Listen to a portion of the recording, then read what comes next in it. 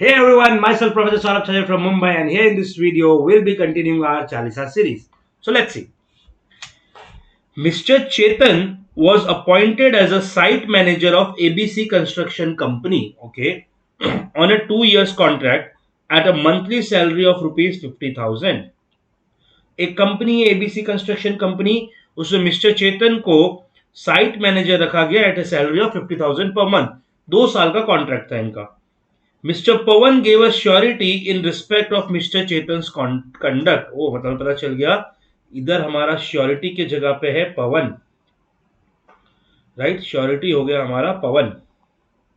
Then चेतन हो गया हमारा principal debtor and ABC construction हो गया हमारा creditor.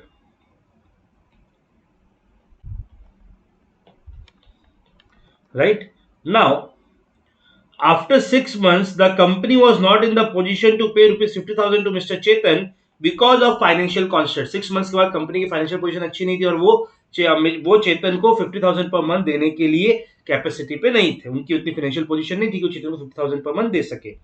Now Chetan agreed for a lower salary of rupees 30,000 from the company. This was not communicated to Mr. Pawan. 3 months afterward, it was discovered that Chetan had been doing fraud since the time of his appointment. Oh, तो सबसे पहले तो यहाँ variation in the terms of contract आया. Variation in the terms of contract आया. Now जब ये variation in the terms of contract आया, ये वेरिएशन लेकिन बेनिफिशियल टू श्योरिटी है. सो हमें पता है जब वेरिएशन आए but variation beneficial to surety हो, then surety is not discharged. तो फिर श्योरिटी डिस्चार्ज नहीं होता है. So surety is not discharge over here, right. Now what is the liability of Mr. Pawan during the whole duration of Chetan's appointment? So yes, Pawan would be liable even before change of salary and after change of salary. Why? Because पवन ने guarantee ली है चेतन के conduct के लिए, चेतन ने fraud किया, पवन will have to compensate. हाँ, अगर ये वेरिएशन जो हुआ है 50,000 का, 50,000 से 30,000 का, अगर ये वेरिएशन सैलरी बढ़ाने का होता या कोई और वेरिएशन होता तो फिर पवन लाइबल नहीं होता. चेतन की जो सैलरी रिड्यूस की गई है उससे बेनिफिट पवन को भी तो है, क्योंकि पवन को अब जब गारंटी पे करना पड़ेगा, कम अमाउंट पे करना पड़ेगा, right. So since the variation is beneficial to the surety, the surety is not discharge, right.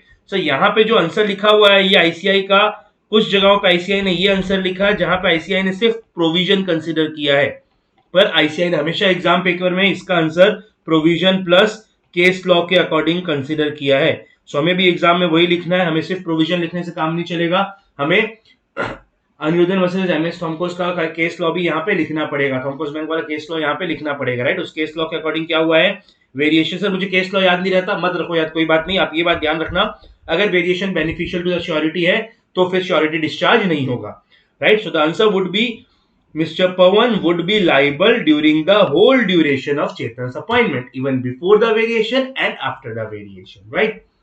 Chalo फिर, that's it for this video. Thank you so much everyone. Bye bye. Take care. Jai Jinesh.